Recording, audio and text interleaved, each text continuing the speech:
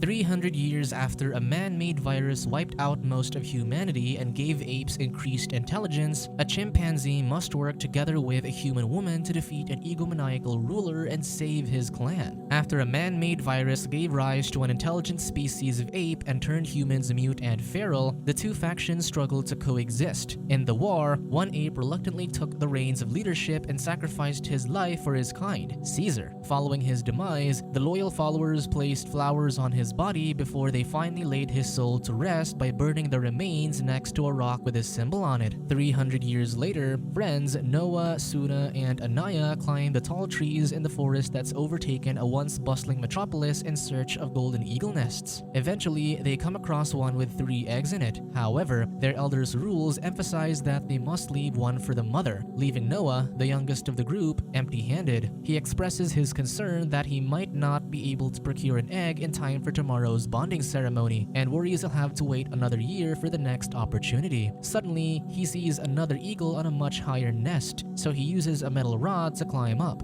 However, the bird sees the ape and attacks, causing Noah to slide off the cliff. Fortunately, he holds onto a branch, and he happily shows his friends that he managed to grab an egg. When they return to their horses, Noah notices a missing blanket. Then, they hear someone running away and chase them to a tunnel entrance. They find the blanket on a branch, and Anaya says it smells like a human. Later, they return to the village where Dar, Noah's mother, commends her son for a successful climb, and then tells him that his father wants to speak to him. The ape tries to stall by pointing out the broken fish drying rack outside the hut, but Dar says he can take care of it later. In the tallest tower, his father, Koro, the master of birds, inspects the eagle's nests. Then, the elder ape hums a song that calls his eagle companion's son toward him. When the father greets his child, the bird pecks Noah, implying that each eagle only bonds with the ape who raised it. Then, Koro smells human blood, so the son hands over the blanket. The father thinks he went to the valley beyond, but Noah insists he didn't. The elder ape tells his child to prepare for tomorrow's bonding ceremony, while he alerts the other elders of the presence of humans in the vicinity. That afternoon, Noah and his friends watch as his father sends Oda off to scare away the human. That night, as he fixes the broken fish drying rack, he hears a noise from inside the hut. When he goes to check, a human woman pushes him and runs past to escape into the woods. Unfortunately, he realizes that the push broke the egg inside his sling. Because he doesn't want to wait another year, Noah sets off on horseback in the middle of the night to find an egg. Hours later, he hears apes fighting and follows the noise. He finds the bodies of unfamiliar masked soldiers. Then the dying Oda warns him that there are more coming. Suddenly, he hears a raiding party approaching, so Noah hides in the bushes. While eavesdropping, he learns that Oda killed the party's scouts. Then, lightning finds the blanket, so Silva, the chief commander, orders his troops to spread out and find the deceased ape's clan, convinced they have the human they've been searching for. Seconds later, they spot Noah's horse, so the gorilla zaps the animal's rump with an electrical staff, hoping it'll lead them to the village. Panicked, Noah runs back home, but when he arrives, sees that the raiders have burned almost everything to the ground. In the chaos, he sees Anaya and Dar and he tries to help them. However, one masked soldier pushes him away and is about to zap him with an electric staff, but the friend grabs the opponent by the neck. As Noah scurries away, his mother tells him to save his father. Meanwhile, Silva kills one of the village elders and proclaims that their victory is for Caesar. He orders his troops to take the prisoners back to Proximus. Then he sees Noah climbing the burning tower. At the top of the tower, Koro tells his son to free as many birds as he can. Suddenly, Silva appears and orders Koro to surrender. When he refuses, a battle ensues between the gorilla and the chimpanzees. However, the commander overpowers the pair, and he throws the son through a wall. He manages to grab onto a steel cable, but Silva electrifies it with his staff, causing Noah to fall to the ground below. Hours later, the ape regains consciousness and finds a broken electric staff. Then, he sees son mourning Koro, so he lays his father to rest and promises to bring their clan home. Later, he follows the tracks and goes through the tunnel to the valley beyond. On his journey, he finds Dar's cloak and realizes he's on the right path. The next day, the ape tries to call son onto his arm by singing, but the eagle merely scratches him. While wandering through the forest, he sees smoke coming from the trees, but when he checks, he falls down a hatch into a tavern-like space. Suddenly, Raka, an orangutan, mistakes Noah for a masked soldier because of the electric staff, so the ape explains what happened to his village, and Raka says the raiders also killed his companion companion, pointing to the body currently burning in the fire. Later, the orangutan says he hid when the raiding party attacked because he protected their work. Then, he shows Noah the books and explains that the apes knew what the symbols meant during the time of Caesar. The chimpanzee recognizes the name because he heard Silva utter it last night, so Raka scoffs and says the masked apes twisted Caesar's words and completely forgot his original teachings. He states that Caesar's tenets included apes together strong and ape shall not kill ape, and the members of the Order of Caesar followed his words. However, the orangutan fears he may be the only one left of the Brotherhood. When Noah sees a mural of a man and a woman, Raka asks if he's ever seen a human. He says he's seen one but claims they're lowly creatures, akin to boars. The orangutan agrees that humans are generally less intelligent than apes, but claims that there was a time when they coexisted with their kind. He says that all he knows is that humans were important to Caesar, so that means they're important to him as well. Eventually, they return to the surface and catch the woman trying to steal from Noah's horse. When he learns that the human followed the chimpanzee, Raka says he'll join him on his journey. That night, the orangutan sees the woman spying on them, so he tosses food and introduces themselves. To protect her from the cold, Raka convinces Noah to lend her his mother's cloak, which he begrudgingly obliges to. Because the woman doesn't speak, the older ape calls her Nova, a name given to female humans during Caesar's time. Hours later, Noah wanders around the rundown observatory and finds a telescope. Suddenly, Nova appears and looks through the eyepiece as well. The next day, the chimpanzee tells the orangutan that the woman reacted the way an ape would when peering through the contraption last night. Later, they come across a herd of zebras and they're unsure what they are. Then, a group of feral humans emerges from the trees to drink from the river. Because they've found people, they decide to go their separate ways. Raka and Nova remain with the tribe so the orangutan can help civilize them, and Noah continues his journey to save his clan, carrying the orangutan's Caesar symbol necklace as a reminder of his teachings. Suddenly, Silva and his raiders arrive, and they begin capturing the humans. The attackers follow Nova into a field, and when the woman realizes she's surrounded, she emerges from the tall weeds and screams Noah's name, much to his surprise. Fortunately, the ape manages to grab the woman before Silva catches her. After Raka takes down another raider, the trio escapes and continues on their journey. Later, they set their horses free to steer the enemies from their tracks. The woman finally reveals to Raka that she can talk and that her name is May. Then, she says she knows where they're taking Noah's clan, the same human settlement she's headed to. She adds that she's looking for other intelligent humans just like her. When Noah accuses her of withholding information, May says her mother taught her silence was the key to survival. Raka asks where her mother is, but she says that she's all alone. When the chimpanzee sees her shivering, he wordlessly hands over his mother's cloak. That night, Noah finally fixes the broken electric staff. The next day, they walk across a bridge on their way to the settlement. Suddenly, Silva and his raiders ambush the group, and May falls into the river. She grabs onto a net, so Raka pulls her back up, but he falls into the water himself. After the raiders subdue Noah, Silva cuts the net's rope, and the orangutan gets swept away by the rapids. The guerrillas' troops take the pair to the ape settlement by the beach, implying that May's earlier assumptions were false. Noah sees the imprisoned chimpanzees placing explosives on a heavy metal door. Suddenly, the relieved Suna greets her friend with a warm hug because she thought he perished. Meanwhile, the soldiers take May to a room where she meets a fellow speaking human, Trevathan. He says he was on his way to the coast, but he fell and shattered his ankle. That was where Proximus found him, and now he reads books about Roman history to the self-proclaimed king. Concurrently, Noah's finally reunited with his mother and they share a warm embrace. Seconds later, all the apes gather to watch Proximus Caesar give a speech. He encourages the prisoners using Caesar's words so they can work together to open the heavy vault doors. However, the chains break and the door remains closed, much to his disappointment. Meanwhile, May tells Trevathan that when society began to collapse, the government placed their weapons and technology inside the silo. She insists they can't let the apes get a hold of what's inside the vault because they'll have all the power. However, the man tells her to take a look around and accept that the apes have already taken over. Later, Silva fetches Noah and takes him to join Proximus, May, and Trevathan for dinner. There, he sees Anaya serving food and ashamedly avoiding his gaze. The king reveals that the woman traveled with other humans before she was found by Noah and Raka, and that he knows she came to the settlement specifically to enter the vault. When Proximus learns that May also lied to Noah, she speaks to him by the balcony and tells him that humans can't be trusted. He adds that people should never acquire the tools inside the vault because they'll use them to gain power over the apes and place them in cages again. That afternoon, Dar tells her son to accept their situation because their honored elder bent the knee to Proximus. After the mother leaves, Noah sees son and laments that he's let his father down because he failed to bring his clan home. However, when he takes out the Caesar symbol pendant, he remembers Raka's words and realizes their laws of surrender are wrong. Suddenly, the eagle flies toward the ape and perches on his arm, implying that it's formed a new bond with its late master's son. That evening, Noah confronts May and she apologizes for lying about her previous companions and the real reason why she was going to the settlement. Then, the ape asks what she's looking for inside the vault, and she says it's like a special book. When he asks her to expound, she explains that the virus took the humans' ability to speak, and this book might help them restore their speech. Hours later, Noah wakes Suna and Anaya and asks them for help with a client to free their clan. The female chimpanzee immediately agrees to the plan, but the scared Anaya chooses to go back to sleep.